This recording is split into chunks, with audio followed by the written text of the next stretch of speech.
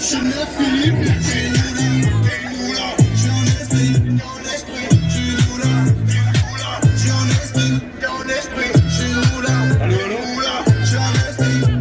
alors, merci vraiment à tous d'être là. Une marche magnifique. Je ne sais pas combien on est, peut-être autour de 500, un petit peu moins. Bon, alors, on va commencer donc la série des petits discours avec des petits speeches entre 3 et 5 minutes. On ne va pas vous lasser, mais il y a des choses importantes. C'est des graines qu'on va semer aussi et qui vont aller partout. Et ça, c'est très important, les choses qu'on dit ici, qu'elles sont bien dites quand ce sont des faits.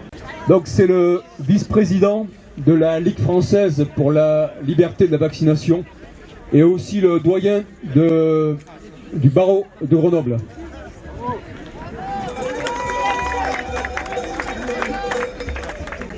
J'ai les noms de ceux qui n'ont pas de masque. Et il y en a beaucoup. C'est terrible. Hein. Assassin, oui. Assassin. Vous risquez de redevenir en bonne santé. Mais c'est très grave. Quand j'ai dit au mois de février-mars, vous allez voir, ils vont tout faire pour nous faire croire qu'il n'y a pas de traitement, qu'il y a énormément de morts et qu'il n'y a que le vaccin qui pourra nous sauver. On m'a dit, complotiste. Et fier de l'être. Et fier de l'être. Je leur ai répondu, en 1942, ceux qui disaient, vous savez, ceux qui partent dans les trains comme ça, emmenés par la Gestapo, ils ne reviendront jamais. Complotiste. Ah bon? Ah ben oui, je suis complotiste. Pourquoi? Au début mars, M. Véran nous a dit les masques en plein air, mais ça ne sert à rien. Il nous a redit, c'était le 9 mars, je crois, le confinement, c'est ça qui va propager l'épidémie. Il ne faut surtout pas de confinement. Mais il a changé d'idée, le pauvre. Après, il a changé. Bizarre, non? Alors, entre-temps, il y a eu un rapport de l'OMS au mois de juin qui indique que le port du masque est auto-contaminant. C'est-à-dire que je touche le micro, quelqu'un l'a touché avant moi, j'ai le virus, après je fais comme ça, comme on fait tous, enfin ceux qui le portent, le virus est dessus, je le respire, ça y est, je l'ai. C'est exactement comme ça que ça se passe. Ben, ça, il ne faut pas le dire. Alors qu'est-ce qu'on fait devant cette bêtise? C'est pas une bêtise, c'est quelque chose qui s'est organisé, parce que des traitements, il y en avait. Il y avait l'hydroxychloroquine. Il y avait la vitamine C en perfusion, utilisée en Chine, en Allemagne, aux États-Unis. On l'a fait savoir à M. Véran. Moi, j'ai fait 2 recours au Conseil d'État. On m'a dit, ah, mais votre recours est sans objet, puisqu'on n'a jamais interdit aux hôpitaux de l'utiliser. Seulement voilà, quand vous demandez à un hôpital, j'ai peur d'avoir le Covid. Si je l'ai, est-ce que vous me traiterez avec la vitamine C? Ah non, on applique le protocole. Ah bon. Donc on ne peut pas. Et puis il y avait aussi, utilisé en Afrique et à Madagascar, l'Artemisia annua, c'est-à-dire l'armoise. Il y avait donc 3 traitements mondialement connus, plus plein d'autres, hein, localement connus, mais 3 traitements mondialement connus qui marchaient. À Madagascar, ils n'ont même pas eu 200 morts pour toute l'épidémie. Mais il ne faut pas le dire. Il ne faut pas le dire parce que sinon, ça dérangerait un petit peu. Alors vous avez compris que cette histoire est une arnaque énorme. Oui. Je vous invite donc, déjà, parce qu'il faut prendre les choses avec humour, à regarder sur YouTube « Elle va mourir la Liberta ». Et puis vous regarderez aussi « Pourtant que cette arnaque est belle ». Bon, ce sont des chansons que j'ai mises sur YouTube. Et puis j'en mettrai une autre dans quelques jours qui s'appellera « Je suis complotiste et je le reste ». Sur un air connu. Alors, restez en bonne santé, puisque nous savons tous, et ça a été dit par de nombreux experts, qu'en hiver, il nous faut de la vitamine D, La vitamine D, comment est-ce qu'on la chope? Par la lumière et par le visage. Et quand on se cache le visage, on n'a plus de vitamine D. Donc on aggrave la pathologie. Et puis on respire son propre virus. Donc, enlevez-moi ces muselières. Ça sert à rien. Bon. Je vous invite aussi à respirer, puisque on sait que dans un air normal, il y a environ 1 million à 40 millions de virus dans un mètre cube d'air que nous respirons depuis des siècles, et on s'en porte pas plus mal. Eh bien, sachez que dans une forêt de pins en bord d'océan, il n'y en a plus. Il n'y a pratiquement plus de virus. Mais on demande aux gens de porter le masque pour éviter un virus qui n'existe pas.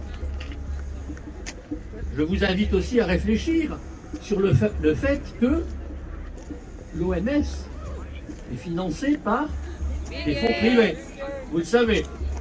Eh bien, quelque temps avant cette pandémie, on a changé les niveaux au-dessus desquels il fallait déclarer une pandémie. Avant, il fallait 12% de la population. On a baissé le niveau pour qu'on puisse dire il y a une pandémie.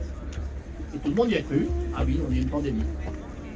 Donc, continuons à prendre ces grands discours. Alors, je crois que pour le port du masque, il me semble qu'il faudra faire des procès. Il faudra se battre. Pas seulement faire des discours et des manifs, parce que ça c'est bien, mais il faut aller plus loin. Il faudra aller en justice, il faudra contester cette histoire du port du masque. Et puis, faites de l'exercice.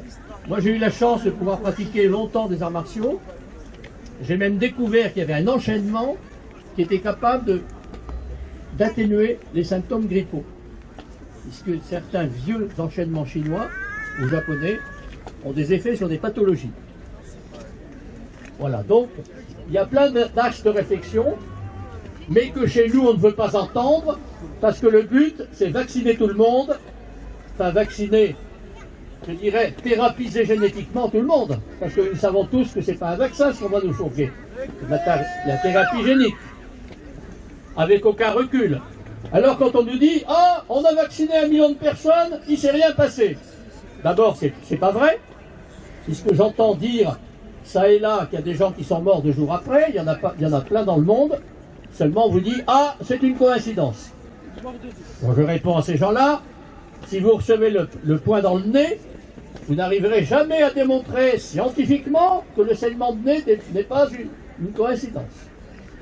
Ah oui, c'est ça. Hein. J'ai gagné des procès comme ça, d'ailleurs, sur le lien de causalité avec les vaccins. Bon, d'autre part, c'est un petit peu comme si vous dites, cet aliment, si je mange des pâtes, ça me donne la diarrhée, supposons. Alors on va vous dire, fais l'expérience, j'y crois pas. Vous mangez des pâtes, vous attendez 5 minutes, et on vous dit, tu vois, t'as pas la diarrhée. Donc tu vois que ça marche bien. C'est exactement ce qu'ils nous disent. Parce que les effets secondaires graves, ce sera dans 6 mois ou dans 1 an.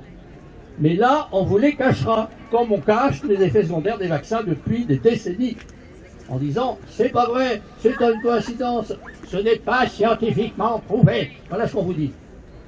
Voilà, donc nous sommes dans un monde de faux culs, de salauds et d'assassins.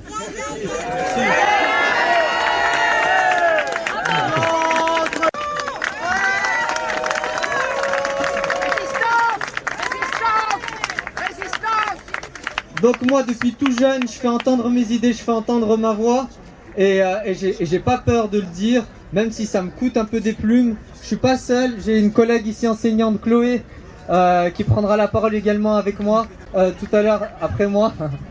Et voilà, je vous remercie encore d'être là, parce que comme je vous dis, je suis en train de vivre mon rêve, et voilà, c'est tout ce que j'ai à dire. Je vous aime tous, et ah oui, une dernière chose quand même. J'ai un projet d'école, donc s'il y a des gens que ça intéresse, je vous laisse venir vers moi. Et ce que je voudrais, moi, surtout, en tant qu'enseignant, ce qui m'intéresse surtout, ce sont les jeunes, les enfants, les jeunes, les ados aussi. Hein. Les ados souffrent beaucoup, hein. On n'en parle pas parce que on se dit qu'ils sont grands, ils sont dans leur délire, etc. Mais ils deviennent de plus en plus dépressifs eux aussi. Et il faut faire aussi attention à ça. Donc encore une fois, merci à tout le monde. Et puis on va continuer de se voir, hein, de toute manière. Et c'est nous qui allons reconstruire la France. Voilà, merci. Donc je vais y aller en freestyle. Déjà ce truc me gêne. Alors je voulais rebondir sur les incohérences que citait Jean-Pierre. Ah non, c'est bon. Que nous citait Jean-Pierre Joseph juste avant. En France, chez nous, en Suisse, on a les mêmes. On a par exemple Didier Pittet qui est responsable de l'OMS pour Genève. Il fait le lien entre les hôpitaux de Genève et l'OMS. Où ces réfugiés, Agnès Buzyn, vous vous rappelez, hein, maintenant elle est fonctionnaire là-bas et elle est diplomate, donc elle craint rien, elle est en impunité totale. Bref, pour revenir sur Didier Pittet, qui a aussi des conflits d'intérêts au passage avec l'Imperial College, où il nous avait prédit 1,2 million morts aux USA et 500 000 au Royaume-Uni, et qui a aussi ses entrées au Lancet. Bref, ce monsieur, tout à fait indépendant de pensée et d'action, nous a dit au mois de juillet que le masque était inutile, puis au mois d'août qu'il était nécessaire, et puis au mois de novembre qu'il y avait un point d'interrogation sur les masques. On a également Claire-Anne Sigris, pour ne pas la citer, qui fait partie du centre de vaccinologie des HUG, donc à Genève toujours, qui nous disait le 7 décembre que les vaccins, on allait attendre un petit peu, on allait attendre mars, parce qu'on ne peut pas se fier à des communiqués de presse simplement qui ne nous expliquaient pas ce qu'il y avait dans ces vaccins. Et puis le 19 décembre, à peine 15 jours plus tard, elle nous dit que les vaccins sont très sûrs et que pour cela, on va commencer en même temps que l'Union européenne le 27 décembre, et puis que de toute façon, c'est très bien comme ça et qu'il faut faire confiance. Ça, c'était pour la petite introduction. On lui donne notre dose. On lui donne notre dose, justement. Avec on est généreux, on va lui rendre accessible la triple dose s'il le faut. Et justement, on s'acharne pour convaincre nos compatriotes, nos concitoyens, nos collègues, notre famille, nos amis, que le vaccin est dangereux. Moi, je propose, enfin disons, je pense que chacun son karma, chacun son chemin. Les informations sont disponibles, les gens peuvent s'informer, peuvent se renseigner. Si leur chemin, c'est de prendre ce vaccin et d'en subir les conséquences, qu'ils le fassent. La liberté, c'est ça aussi. Si le chemin des gens, c'est de se masquer, de se bâillonner, de s'empêcher de respirer, de s'empêcher de sourire, de s'empêcher de faire des câlins aux gens qu'ils aiment, mais soit qu'ils le fassent. Simplement, nous, on a choisi un autre chemin. Et je pense que c'est important, chacun, de respecter son chemin intérieur. Ces personnes-là auront à en répondre à elles-mêmes plus tard. Mais c'est elles que ça regarde. Donc pour moi, c'est ça la liberté aussi.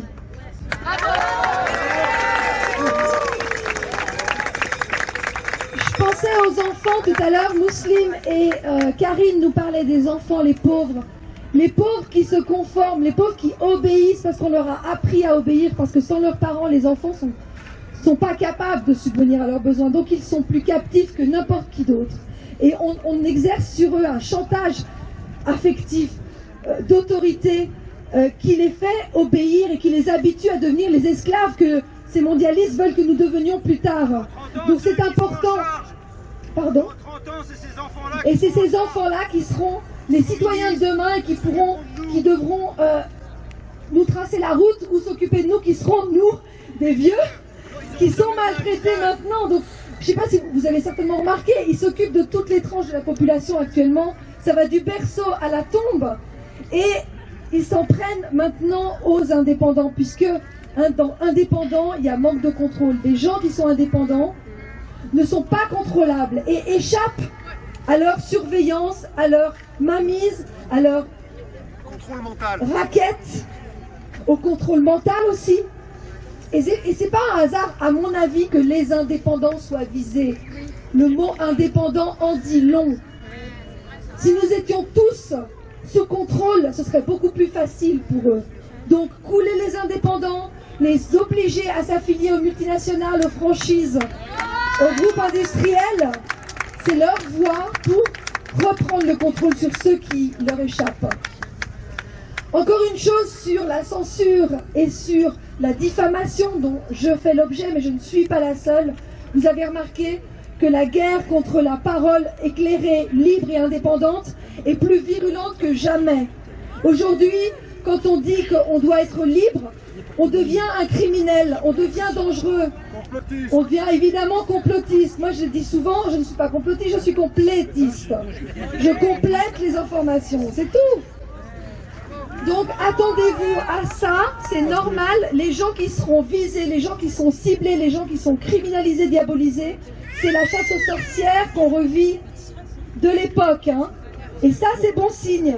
Trump a été diffamé dès son premier jour à la Maison-Blanche. Ce n'est pas un hasard. C'est de la même façon que nous, maintenant, on est diffamés. Donc, ça nous permet aussi d'ouvrir les yeux et de savoir qui est plus ou moins honnête dans l'histoire. Si les médias vous disent du bien de vous, inquiétez-vous. C'est pas un bon signe.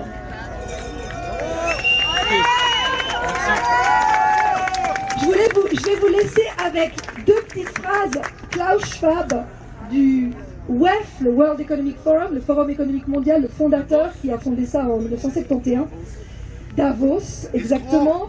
Bon, après on peut lui trouver tout plein de qualificatifs. A dit que cette pandémie était une fenêtre d'opportunité rare mais étroite pour faire cette grande réinitialisation, le Great Reset. Mais dommage pour lui, c'est pas ça qui va se passer. Ce qui va se passer, c'est ce qui se passe maintenant, c'est le grand réveil. Donc, je nous le souhaite joli, joyeux et ensemble. Et je vous dis à très vite. La prochaine manif à Annemasse, Mousseline qui organise. Donc rendez-vous à Annemasse samedi prochain à 14h. Merci à vous.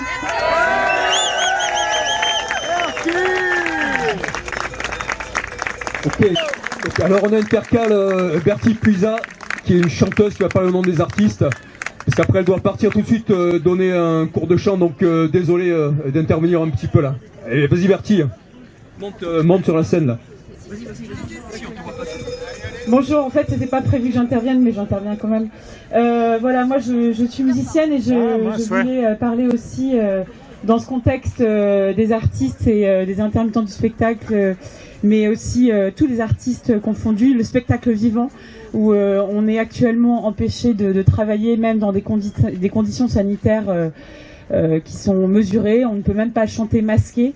Voilà, alors moi je suis pas très douée pour faire des discours, donc je vais chanter quelque chose, comme ça au moins on sera ensemble et ça donnera plus de sens. Voilà.